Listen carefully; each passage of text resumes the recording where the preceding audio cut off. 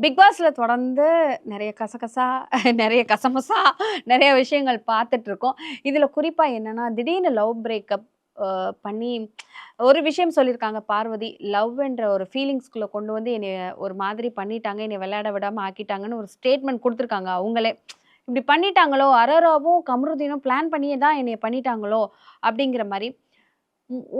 இன்னொரு விஷயம் என்னன்னா, கனி வெளிய போம்போது எல்லார்கிட்டயும் பேசுனாங்க. எல்லாருமே இது பண்ணாங்க.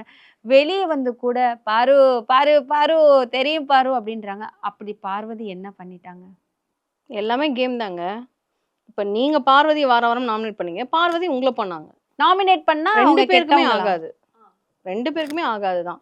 நான் 2 பேருமே நல்லவங்கன்னும் சொல்ல மாட்டேன். 2 பேரும் கெட்டவங்களும் சொல்ல கரெக்ட், மாட்டேன். கரெக்ட். அவங்கவங்களுடைய கேரக்டர அவங்கவங்க காமிச்சுக்கிட்டாங்க. அவ்வளோதான். சிம்பிள். இவங்க கிளம்பும்போது 3 வாட்டி அவங்கலாம் கிளாப்ஸ் பண்ணாங்க. இவங்க பண்ணல. அது இவங்க கேரக்டர். கிளம்பும்போது ஒரு பாய் கூட சொல்லாம போனது கனியோட ஏங்க கேரக்டர். அந்த லெட்டர்லங்க வெளிய போனா அவங்க மூஞ்சில கூட முழிக்க மாட்டேன். ஒரு மாதிரியான வார்த்தைகள் அது இவங்க தான் தெளிவா லெட்டர் தெரிஞ்சுதுக்கணும். எழுதும்போதே எனக்கு தெரிஞ்சிச்சு கனி எப்படிப்பட்டவங்க அப்படின்னு சொல்லிட்டு. அ. எனக்கு என்ன அப்படின்னா வந்து, எனக்கு என்னுடைய குறிப்பிட்ட ஒரு போஸ்ட்டுக்கு வந்து விஜயலட்சுமி வந்து கமெண்ட் பண்ணியிருந்தாங்க. கனி வந்து அப்படி கிடையாது.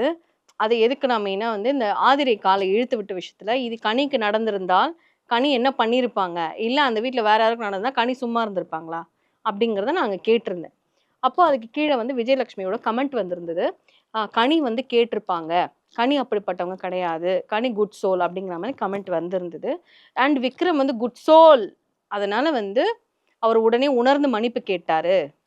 அவர் மன்னிப்பு கேட்டதுக்கான ரீசன் நம்மளுக்கு தெரியும். ஆனா, அவங்க வந்து அப்படிலாம் கமெண்ட் போட்டிருந்தாங்க. அப்ப நான் இன்பாக்ஸ்ல போய் சொன்னேன், "விஜி உங்க அக்கா உங்களுக்கு நல்லவங்களா இருக்கலாம். கேம்ல பார்க்கும்போது எங்களுக்கு அப்படி தெரியல.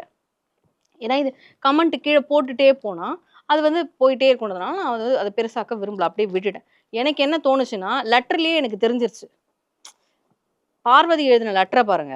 மொட்டை கடிதாசி தான். என்ன வேணாலும் எழுதியிருக்கலாம். அவங்க நினைச்சிருந்தா. அவங்க நெகட்டிவா இருக்காங்கன்னே வச்சுக்கோங்க.